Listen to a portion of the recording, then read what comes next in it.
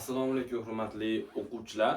Bugungi darsimiz 5-sinfning 2-darsi hisoblanadi. Ya'ni 5-sinf 1-darsini YouTube kanaliga joyladik. Endi esa 2-darsini biz boshladik. Xo'p, biz biologiyaning o'rganish usullarigacha o'rgangan edik. Oldingi mavzularimizda. Xo'p, demak, undan keyingi mavzu qaysi ekan? Biologiyaning o'rganish usullari. Ya'ni hamma narsani o'rganish uchun usullar talab qilinadi. Aytaylik, biologiyani o'rganishda 4 xil usuli bor. Birinchi usuli bu kuzatish usuli, ikkinchisi taqqoslash, uchinchisi tajriba, to'rtinchisi tarixiy usul. Endi dastlab kuzatish usuli haqida gaplashadigan bo'lsak, qadimda biologiyani o'rganayotganda olimlar o'zlari xohlab yoki odamlar o'zlari xohlamasdan tabiiyki biror narsani kuzatishadi. Aytaylik, men kimnidir yaxshiroq o'rganmoqchi bo'lsam yoki qaysi hayvonni yaxshiroq o'rganmoqchi bo'lsam, unga qarab termilib turaman. Ya'ni u qachon inidan chiqyapti, u nima bilan oziqlanyapti, nima yeyapti, bolasi qanaqa shaklda, bolasi jish bola ochadimi yoki jo'ja bola ochadimi? Xullas, nimaniki o'rganmoqchi bo'lsam, men avvalo kuzataman. Ya'ni qadimda olimlar ham, olimlar demaylik, shu odamlar ham o'zlari xohlasa ham, xohlamasa ham baribir biror narsaga qiziqib, uni kuzatishgan va qanaqa harakatlanayotganini, qachon bola ochayotganini, qachon uchayotganini, misol uchun dastlab odamlar ko'rganda voy qush uchar ekan yoki-da qushning bolasi o'sha ba'zilar jish ekan, ba'zilar jo'ja bola ochar ekan deb turib ko'rishgan, fikrlashgan va o'sha paytning o'zida kuzatish usuli yaralgan. Ya'ni insonlar biron bir hayvonni yoki-da insonlar o'zi yaralgandan boshlab mana bu kuzatish usuli yaralgan aslida. Xo'p, menimcha kuzatish usuliga tushundinglar. Hozirgi kunda kuzatish usuli yana ham takomillashdi. Ya'ni bitta odam endi biror bir hayvonni doimo kuzatib tura olmaydi-yu. Shuning uchun hozirgi kunda rivojlanganimizdan keyin video kameralardan foydalanyapti. Ya'ni video kameralar nima uchun kerak? O'sha biz o'rganadigan hayvonni inining oldiga qo'yadi, uyining oldiga qo'yadi. U qaysi paytda tashqariga chiqyapti, qaysi payt ov qilyapti. Misol uchun biz aytamiz, boyo'g'li uklarni tunda ov qiladi deymiz. Endi burgutlarni kunduz ov qiladi deymiz. Ikkalasi ham yirtqich, lekin bu tunda, bu kunduzda yoki ko'rshapalakni qachon chiqadi desa, o'sha qorong'uda ko'chaga chiqadi, qorong'u tashqariga chiqadi deymiz. Endi buni biz qayerdan bilamiz deydigan bo'lsak, buni o'sha video kameralar orqali kuzatishdan bizga ma'lum bo'lgan. Demak, biologiyaning birinchi usuli bu kuzatish usuli hisoblanadi. Endi ikkinchisi taqqoslash. Ya'ni ikkita organizmni o'zaro taqqoslayapmiz. Biz hozir aytdik, burgut bilan ukini olib qaradik. Burgut kunduzi chiqsa, bu kechasi chiqadi. Yoki-da burgut bilan tasqarani olib qaradigan bo'lsak, tasqarani tumshug'i yaxshi rivojlangan, lekin oyoqlari kuchsiz. Misol bir-biri bilan solishtirish, taqqoslash xuddi shunaqa bo'ladi. Ya'ni ikkita yirtqich hayvonni, ikkita o'txo'r hayvonni bir-biri bilan solishtiriladi. Aytaylik, o'txo'r bilan yirtqichni ham solishtirishimiz mumkin. Misol uchun ot bilan sher. Ot nima yeydi? O't yeydi, sher nima yeydi? O'sha go'sht yeydi. Bir-biri bilan taqqoslab o'rganyapmizmi, farqini o'rganyapmizmi? Demak, bu qaysi usul deydiganmiz? Bu taqqoslash usuli hisoblanadi. Endi tajriba usuli. Tajriba usuli eksperimental usul deb ham ataladi. Ya'ni ikkinchi nomi eksperimental usul. Bu usulda tajriba qilib ko'ramiz. Misol uchun biron bir o'simlikni oladigan bo'lsak, bizda 5-sinf rasmida berib qo'ygan, turli xil rangli suvlar qo'ygan. O'shanda ba'zi bir o'simlik qizil, qizil qo'ygani qizil, sariq qo'ygani sariq, o'sha rangga qarab o'zgarib ketgan. Yoki-da yana o'simliklardan misol qiladigan bo'lsak, biz bir xil, bir turdagi o'simlikni olaylik-da, bittasiga yorug'lik nur ta'sir ettiraylik, bittasiga qorong'ulik ta'sir ettiraylik. Qani qaysi birida yaxshiroq o'sadi? Qorong'udami, kunduzdami? Agar yorug'likda yaxshi o'sadigan bo'lsa, bu yorug'sevar o'simlik. Agarda u qorong'uda yaxshi o'sadigan bo'lsa, bu soyasevar o'simlik hisoblanadi. Xullas, bir-biri bilan tajriba qilishimiz shu bilan bog'liq. Endi tarixiy usul bu Charles Darwin nomi bilan bog'liq hisoblanadi. Ya'ni oldingi davrdagi bilan hozirgi davrdagini solishtirish. Biz tarixiy usulda otlar evolyutsiyasini o'rganganmiz. Ya'ni otlar dastlab tulkidek, bo'yi past, yirtqich hayvon deb o'rgangan bo'lsak, hozirgi kunda ular rivojlanib, ya'ni o'zgarib turib, o'txo'r, tuyoqli hayvonga aylanib ketgan. Aytaylik, bizni inson nazarda olib qaraydigan bo'lsak, bizni jijiligimiz bilan hozirgiligimiz. Ya'ni jijiligingizda siz gapira olarmidingiz? Yo'q, gapira olmasdingiz. Hozirgi kunda gapirasizmi? Ha, gapirasiz. Demak, biz ikkalasini solishtiryapmizmi? Qanchalik o'zgarganini solishtiryapmizmi? Bu tarixiy usul hisoblanadi. Endi bizga savol kelishi mumkin. Eng tarixiy usul qaysi desa, bu kuzatish usuli. Nimaga kuzatish usuli desa, insonlar o'zi xohlasa ham, xohlamasa ham baribir kuzatishgan. Ya'ni bilsa bilmasa baribir kuzatgan. Endi nima uchun tarixiy usul emas? Tarixiy usul endi nimaga qaraladi? Qo'lyozmalarga, oldingi bo'lgan voqealarga qaraladi va aynan bunga Charles Darwin asos solgan. Endi bunga asos solguncha ham uni shu biologiyani o'rganish nimaligini bilish kerak, nima uchun kerakligini bilish kerak.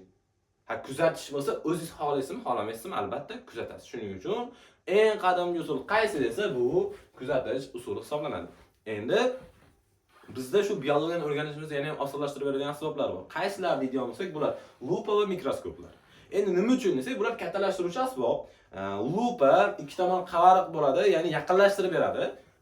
Lupani 2-20 martagacha yaqinlashtirib berar ekan bizga. Endi zamon rivojlanib bizda mikroskoplar, ya'ni mikro, kichkina, skop ko'raman degani. Ya'ni kichkina narsani ko'raman. Mikroskoplar hozirgi kunda 200 minggacha yaqinlashtirib beradi. Lupada biz o'sha pishgan tarvuz qovunlarning hujayrasini ko'radigan bo'lsak, mana bu mikroskoplarning ikkita turi bor, ya'ni yorug'lik mikroskop bilan elektron mikroskoplar bor. Aynan elektron mikroskoplar hozirgi avlod hisoblanadi, ya'ni yangi avlod hisoblanadi va ular 200 ming martagacha yaqinlashtiradi. 200 ming martagacha. Bu juda ham katta narsalar va ulardan o'sha bizga ko'zga ko'rinmas mayda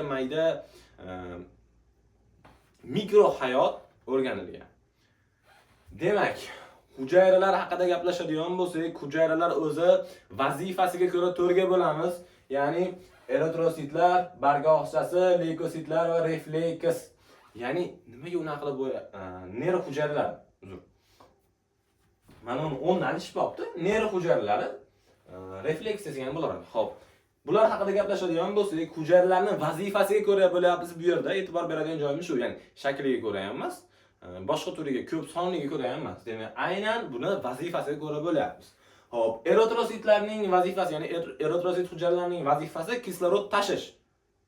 Ya'ni odamda savol keladi, biz nafas olganimizda nima qilamiz?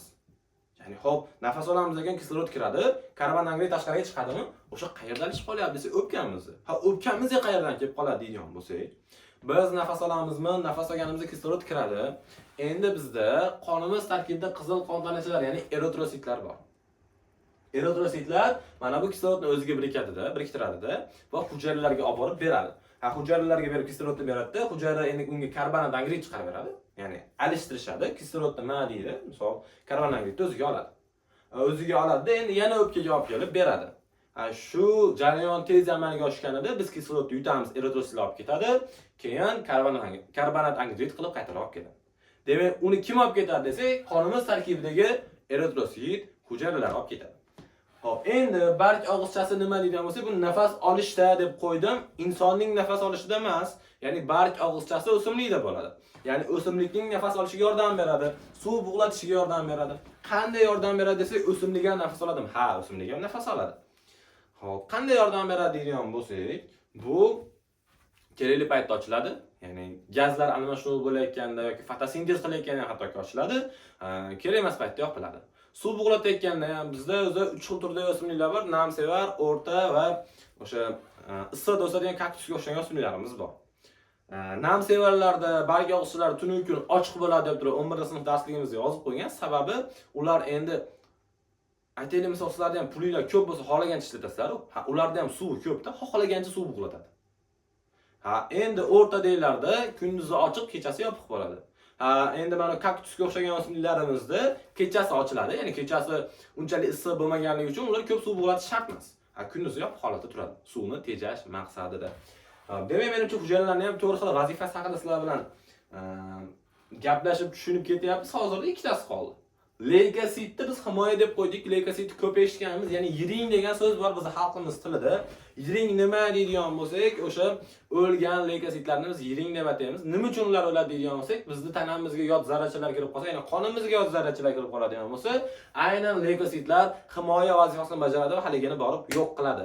Endi yo'q qilgandan o'lgan qismi bu yiring hisoblanadi.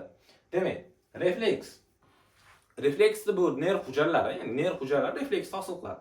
Ya'ni biz sizlar bilan gaplashdik, ta'sirlanish ikki xil bo'ladi. Bittasi taksis, bittasi refleks dedik. Taksis bu sodda hayvonlarda bo'lsa, refleks bu nerv sistemasi rivojlangan organizmlarda bo'ladi. ya'ni tashqi muhitga javob reaksiyasi nerv sistemasi orqali bu refleks deb ataladi. Nerv hujayralari ham bizga ma'lumot yetkazib beradimi? Ya'ni o'sha hujayralar yetkazib berayotganligi uchun buning vazifasi tashish aslida. Ya'ni axborot tashish vazifasini bajarib beradi. Demak, hujayraning to'rt xil vazifasi haqida sizlar bilan gaplashib oldik.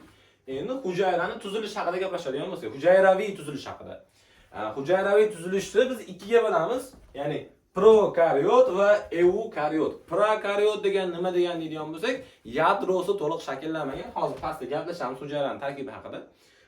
Eukariot deganda haqiqiy, ya'ni yadrosi rivojlangan. Birinchi kelib shu hujayraning tarkibi bilan gaplashib oladigan bo'lsak, hujayralarimizning 3 xil asosiy tarkibi bor. Birinchisi sitoplazmatik membrana, ikkinchisi sitoplazma, uchinchisi yadro. Sitoplazmatik membrana degani membrana o'zi qobiq degani. Hujayra qobig'i. Ya'ni o'sha sitoplazmani qobig'i demak sitoplazmatik membrana deb ataladi. Sitoplazma nima deydigan bo'lsak, shu qobiqning ichidagi bir suyuqlik u. Aytaylik, biz ham suvimizni nimada olib beramiz? Baklashkadami? Ya'ni baklashka uning uchun qobiq. Mana bu xullas sitoplazmamiz suyuq bo'ladi. Mana shu hujayraning ichida yuradi. Demak, yadro haqida gaplashadigan bo'lsak, yadro irsiy axborotlarni saqlaydi va nasldan naslga o'tkazadi. Yadroning vazifasi shu. Endi mana bu hujayraviy tuzilish haqida gaplashadigan bo'lsak, prokariot aytganimda yadrosi yo'q, demak yadrosi yaxshi shakllanmagan. Aynan mana bu yozib qo'yganimiz eukariotlarning hujayrasiga tegishli. Nimaga deydigan bo'lsak, chunki prokariotlarda yadro yo'q. Xo'p, yadrosi yo'qlar demak kimlar desak, bakteriyalar va siyanobakteriyalar. Bakteriya nimaligini yana hozir mavzuyimiz bor, uni ham o'tamiz. Bakteriya nimaligini menimcha yaxshi bilasizlar. Siyanobakteriyalar nima deydiganimiz, siyanobakteriyalar bu ko'k, yashil suv o'tlari. Bu ham bir o'simlik, buning ikkinchi nomi siyanobakteriyalar deb ataymiz. Xo'p, eukariotlar. Eukariotlarga zamburug'lar, o'simliklar, hayvonlar kiradi, ya'ni ularning yadrosi bor, hujayrasida yadrosi bor. Hop, hujayraviy tarkib haqida gaplashdik. Demak, sitoplazmatik membrana, sitoplazma yadrolarning asosiy qismi hisoblanadi. Endi hayotning hujayrasiz vakillari bor. Bular kimlar desak, viruslar. Ya'ni nimaga hayotning hujayrasi? Ularda hujayra yo'q. Tiriklikni ham namoyon qilmaydi. Ya'ni notirik tabiat bilan tirik tabiatning o'rtasida ular. Nimaga o'rtasida deydigan bo'lsak, ular mana bu tashqarida o'zini namoyon qila olmaydi. Ya'ni bitta bir jismdaqa turaveradi joyida. Aytaylik, men bironta bir markani qayergadir qo'ygan bo'lsam, o'sha joyda turadi, qimirlamaydi yoki bironta bir baklashgan joyga qo'ygan bo'lsam, o'sha yerdan qimirlamay turaveradi. Biror ta'sir etmasa albatta. Viruslar ham xuddi shunaqa. Tashqarida shunaqa joy turaveradi. Lekin inson tanasiga ham biror bir organizm tanasiga kiradigan bo'lsa, ular o'zida tiriklikni namoyon qilishni boshlaydi. Shuning uchun hayotning hujayrasi shakllari yoki notirik tabiat va tirik tabiatning o'rtasida joylashgan deb ataymiz. Hujayra paraziti deb qo'yganman, menimcha bunga tushundinglar. O'zi virus deganda biz COVID-19 dan keyin juda ham yaxshi tushunadigan bo'lib qolganmiz virus nimaligini. Hujayradan tashqarida tiriklik namoyon qilmaydi, shuning uchun X qilib qo'yganman, ya'ni hujayraning ichida tiriklikni namoyon qiladi. Irsiy elementlari DNK va RNK, DNK yoki RNK. Ya'ni biz virusni yuqtirganimizda bir dona virus yuqtirganimizda virus ko'plab viruslarni yuqtiramiz. Endi ular ko'payib davom etib ketaveradi, shuning uchun bizda og'irlashadi ahvolimiz. Uni irsiy axborotni nima saqlaydi deydigan bo'lsak, DNK yoki RNK saqlaydi. Endi tana qobig'ining nomi nima deydigan bo'lsak, tana qobig'ining nomi kapsid deb, ya'ni kapsid qobiq bilan iborat. Bizda teri bo'lsa, bularda nima ekan? Kapsid qobiq hisoblanadi. Viruslar turlari bor.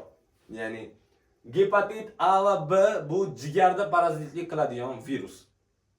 O'sha bizda xalqimizda sariq kasallik deb turib keng tarqalgan ilmiy nomi gepatit A va B. Jigarda parazitlik qiladi. Gripp va koronavirus bu bizni nafas yo'llarimizda parazitlik qiladi. O'shaning uchun gripp bo'lganimizda yokida koronavirus bo'lganda nafas qisishda kabi gapirayotganimizda muammolar, o'shanaqa nafas olishimizda muammolar kelib chiqadi. Demak, bular qayerda desa, nafas yo'llarida. Gerpes bo'ladigan bo'lsa, bu lab epiteliyasi deb qo'yadi. O'sha labda parazitlik qiladigan virus bu gerpes.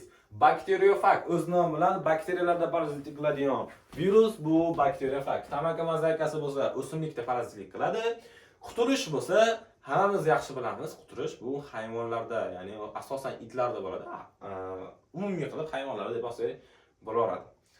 Bakteriya. Endi bakteriya haqida gaplashamiz. Bakteriyani mikrobiologiya fani o'rganadi. Ya'ni mikrobiologiya degani nima degani? Mikro kichik biologiya hayot. Mana logiyasi bo'ladi. O'zi ta'limot. Buni birinchi darsda gaplashganmiz sizlar bilan. Endi bakteriyalar har 20-30 daqiqada ko'payaveradi. Ya'ni bitta bakteriya ikkita bo'ladi. Ikkita bakteriya to'rtga bo'linib ketadi. To'rtta bo'lib qoladi xullas. Bitta bo'lsa, ikkita bo'lsa, to'rtta bo'lsa, 8ta bo'lib ko'payib ketaveradi. Teng bo'linib ketaveradi. Ya'ni bittasi ikkiga bo'linib ketaveradi. Endi bitta bakteriya bo'lsa 30 daqiqadan keyin ikkita bo'lar ekan, agar maksimum oladigan bo'lsak.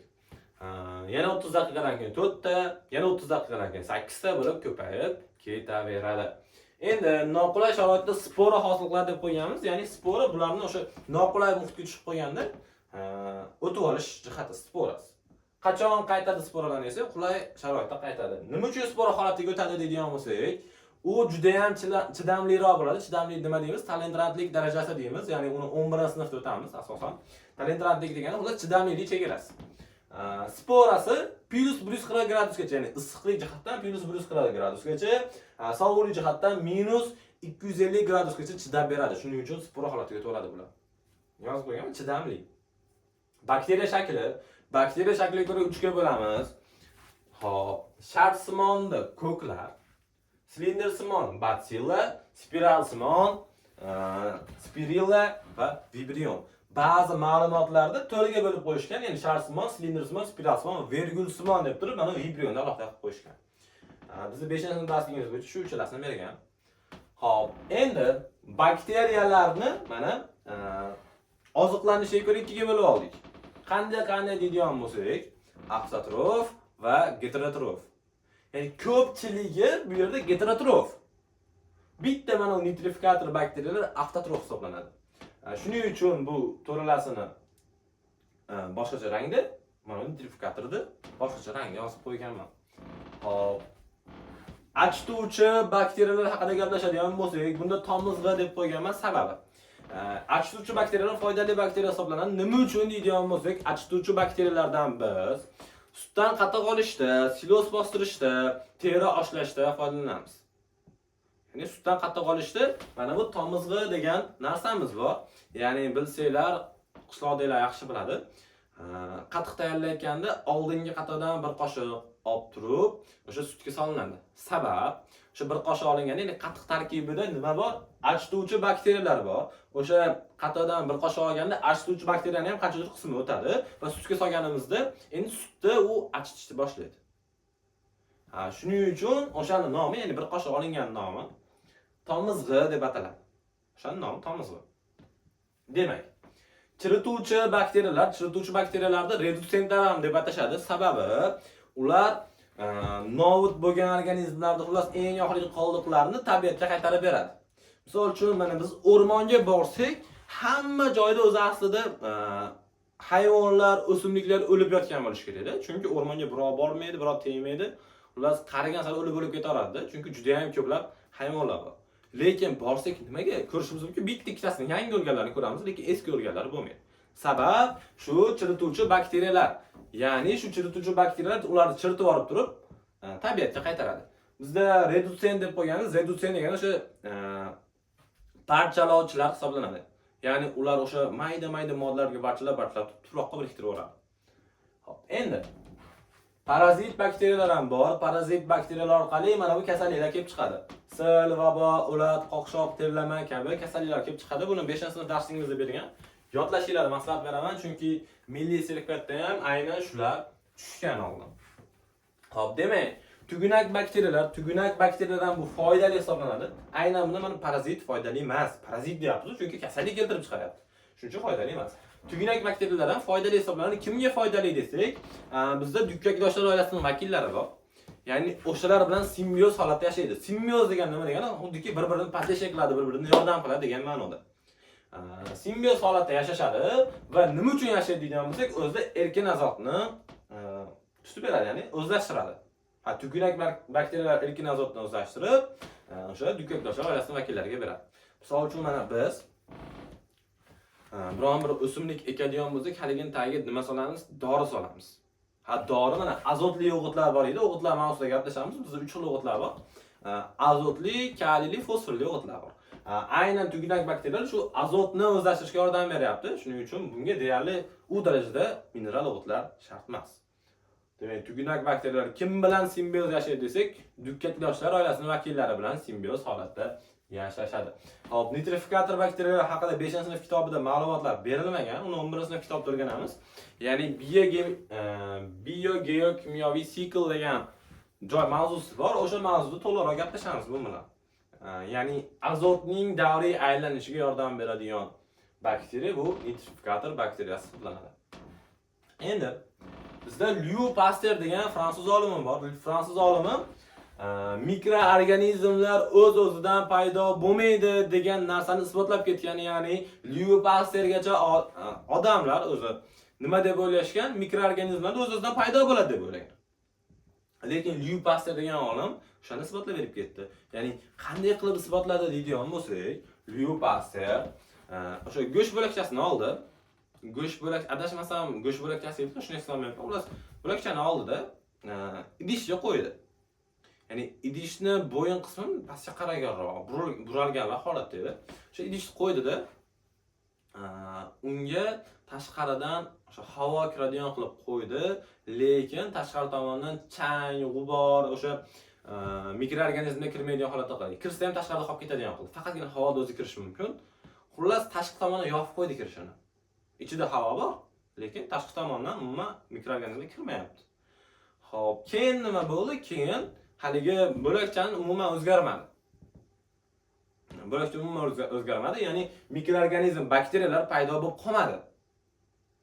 Keyin nima qildi? Haligini bo'yin qismidan sindirgandan keyin tashqaridan havo kirdi va bir muncha vaqt o'tgandan keyin unda bakteriyalar paydo bo'ldi, ya'ni mikroblar, mikroorganizmlar paydo bo'ldi. Shunda Louis Pasteur aytdiki, demak mikroorganizmlar o'z-o'zidan paydo bo'lmaydi. Ular tashqari tomondan keladi deb. Misol uchun men sizlarga o'quvchilarimga ko'p aytaman. Ya'ni biz o'sha hozir mana bu havoyimizda mikroblar, bakteriyalar uchib yuribdi degan narsani ko'p aytardim. O'shani isbotini demak kim qilgan? Louis Pasteur olib borgan. Bu fransuz olim hisoblanadi.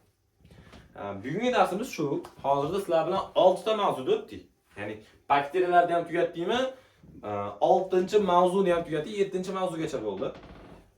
Kanalga obuna bo'linglar. Agarda offlayn darsga kelmoqchi bo'lsangiz, sizlar bilan yana ham yaxshiroq shug'ullanamiz. Baribir offlaynda yaxshiroq natija bo'ladi. Onlayn bo'ladigan bo'lsa, sizlarni qiziquvchi yoshlar uchun zo'r bu onlayn dars. Xohlagan joyda, xohlagan paytida yaxshi tushunmagan joylarni повтор ko'rib, ya'ni qaytadan ko'rish mumkin, lekin baribir nazoratda bo'lganinglar yaxshi. Uning uchun Kvant o'quv markaziga offlayn taklif qilamiz. Kvant o'quv markazi Andijonda joylashgan, ya'ni Andijonning eski shahar hududi atrofida joylashgan, O'zbekiston ko'chasida. Meni Telegramga aloqaga chiqadigan bo'lsangiz, sizlarga batafsil ma'lumot beraman. Albatta Telegram va YouTube kanalimizga obuna bo'linglar. Xudo xolasa, sizlar qo'llab tursanglar, yana ham video darslarimiz ko'payadi. Izohlarda o'zingizlar fikringizni qoldiringlar, qaysi tomonni o'zgartirish kerak. Misol tez gapiryapmanmi, sekinmi yoki yaxshi tushuntirolmayapmanmi, o'sha narsalarda tanqidni izohlarga yozib qoldiringlar. Agar yoqqan bo'lsa, yoqdi deb like bosib, qo'llab-quvvatlashni unutmanglar. Sizlar bilan Fayzulloh Abdug'aniyev bo'ldi. Hammalarga rahmat.